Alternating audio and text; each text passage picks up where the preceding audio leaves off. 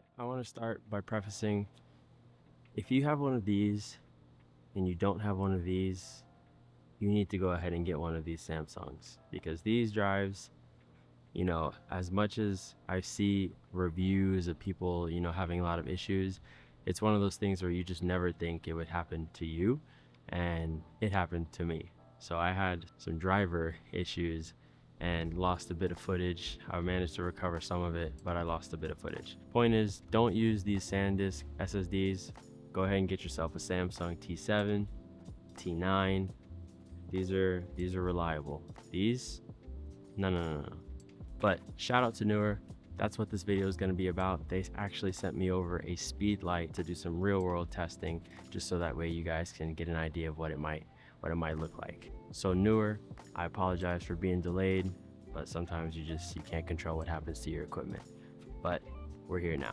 So today we're making a video about the Z2-PRO Speedlight. That's what we're going to be real world testing today for you guys to see.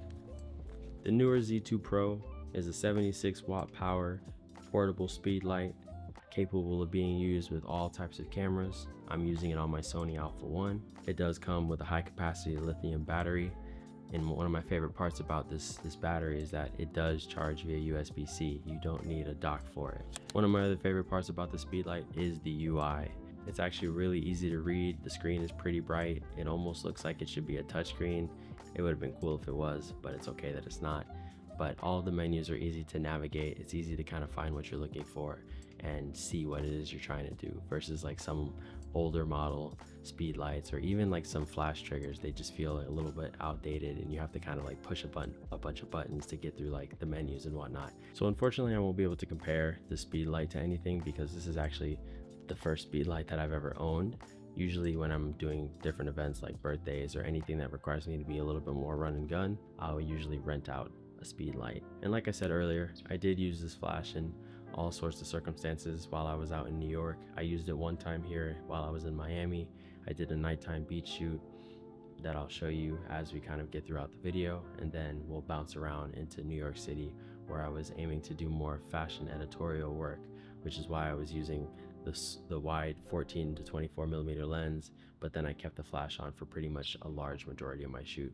So I'll bounce back and forth between some behind the scenes and some POV, so that way you can kind of get an idea of like how I'm using it, what it looks like in an indoor setting and an outdoor setting at all times of the day, nighttime, etc. Now, I'm not going in any particular order, but we'll start with Amanda first, since she was my first actual shoot in New York City with the flash. So with Amanda, everything was really just like a test. Everything we shot was going to be trial and error, because again, I don't really use speed lights, like on-camera flash speed lights, too much. I'm usually used to using off-camera flash. Again, it's also the same principle as using off-camera flash. The only difference is, because I'm moving back and forth, it makes it a little bit trickier to dial in my settings the way that I want, because I'm somebody who likes to move around a lot. I don't like to stay in one place, because I feel like if you stay in one place and only use the zoom in and the zoom out, you start to lose a bit of that creativity. And then in this particular case too, as you'll notice throughout like the video, or even like some upcoming videos that I plan on making, I'm never really holding my camera straight. Like, I don't usually hold it perfectly vertical, and I usually don't hold it perfectly horizontal. I did a lot of experimenting with this sort of technique to, play with different angles and twist and turn my camera in different positions, just because I wanted to also push myself and not trying to have things look so perfect. I feel like sometimes you can get some really unique looks when you're playing with your camera and just using it to its full capacity, moving around from spot to spot, and then also twisting with the angles, and then using different elements within the foreground and the background, and just kind of playing with how you shoot the subject. But yes, this session was all about figuring it out. What do I like? What do I not like? Should I turn the power up some more? Should I make the flash a little bit harsher and make it more dramatic? Should I keep it a little bit more subtle? Honestly, I didn't really know. I was going with the flow, trying to keep some of the thought processes that I already use for off-camera flash in mind, whether it be, using the ambient light to my advantage.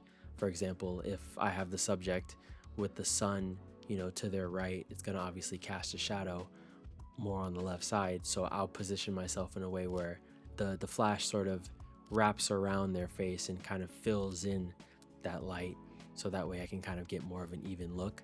So this entire set was me just trying to figure out exactly what I liked and what kind of look that I was going for. My next shoot that I did was with Karen, and this shoot was probably a lot harder than the rest of the shoots that I did for that entire week, just because it was indoors. We shot it at Grand Central Station, and the reason it was so tricky was because you have to bounce light off of pretty much every which direction. You know, when you're shooting outside and it's daylight out, you know, you can kind of point the flash directly head on and the light will spill around, but it's already well lit outside, so you can't really notice some of the edges of the flash kind of spilling onto like the environment around you.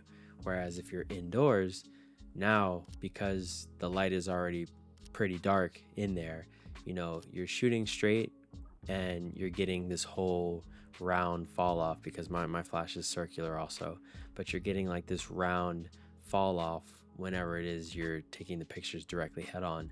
And because I don't have a diffuser, it makes it a little bit more harsh and more noticeable.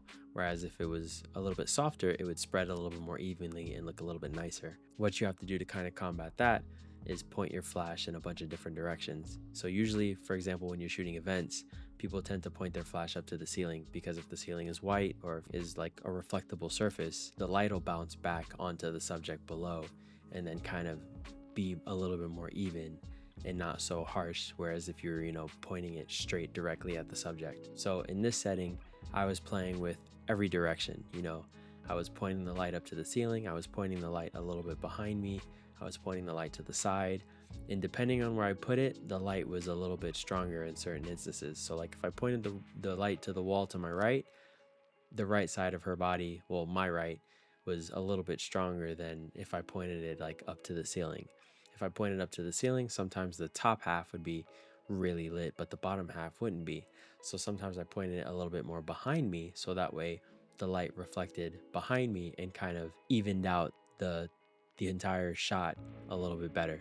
The trickiest part about using a flash in an indoor setting is trying to figure out which direction to point it in without, you know, getting too much light in one area and trying to, you know, maintain an even sort of lighting throughout the whole shot.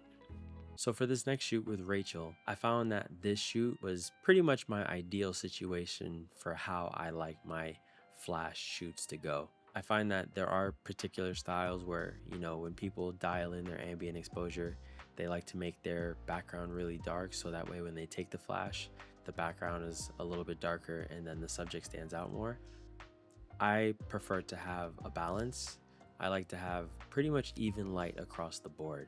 So I don't like to make my ambient exposure too dark. I like to have it pretty much not too bright, so that way I can maintain the details, but I have it maybe like a little bit darker than what I would normally look at in the camera.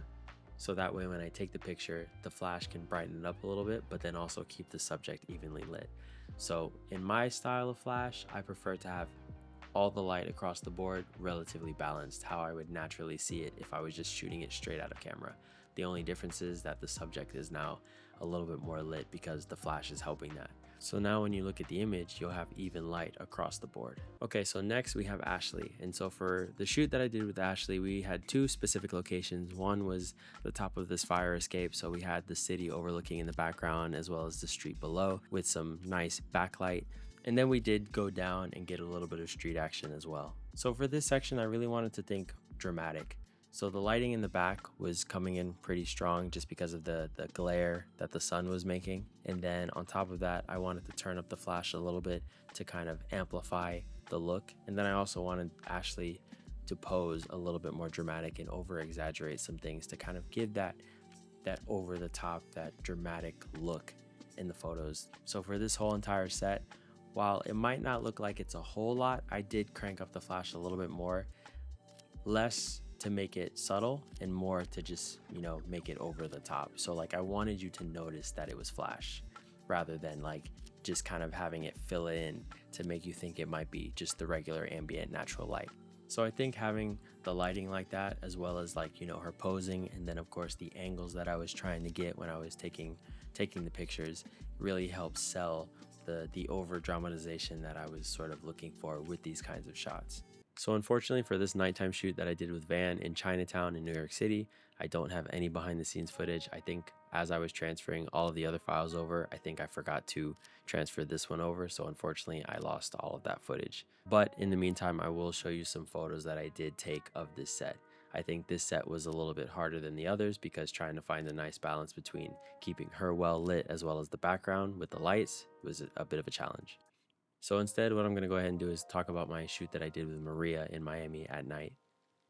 Personally, shooting at the beach at night is the easiest shoot that you can do when using an on-camera flash.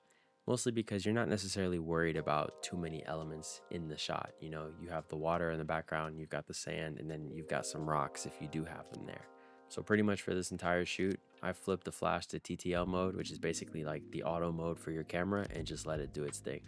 And so as I move closer and farther away, it's kind of just adjusting itself. And I never really ran into an issue where like the subject was too overexposed or too underexposed. It was actually pretty perfect the whole way through.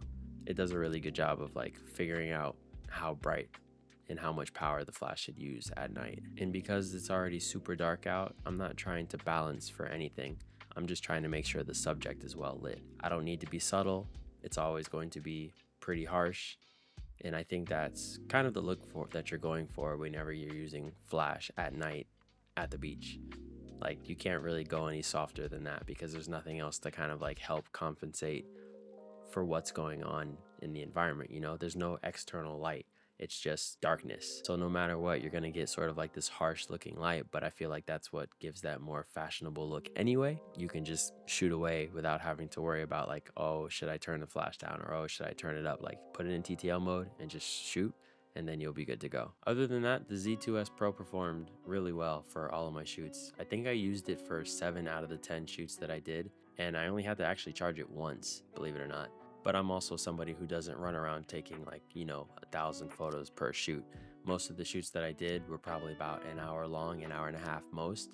And I think I took probably an upwards of like between 150 to 300 photos, depending on the setting, depending on the shoot. I think there was one shoot that I did with Rachel that took probably about 600 images just because we did 3 different looks. But I only had to charge it once, and it proved very useful in every single situation that I put it through. But hopefully this video gave you a bit of insight as to how I used the on-camera flash, my intention behind some of the shoots that I showed you. I didn't show you everything, but that's mostly because I wanted to choose shoots that were a little bit different. So I think I gave you a little bit of variety when it comes to like my thought process as to what I was shooting and how I wanted to approach it. But with that being said, if you stayed till the end of this video, I hope you enjoyed the video. I hope you took something from the video. Feel free to ask if you have any questions. Feel free to give me any video suggestion ideas that I can do moving forward with flash. I do have another video that I'm going to be making with a portable, smaller type of flash that was sent to me by a different company. So stay tuned for that video, and I will see you guys in the next one.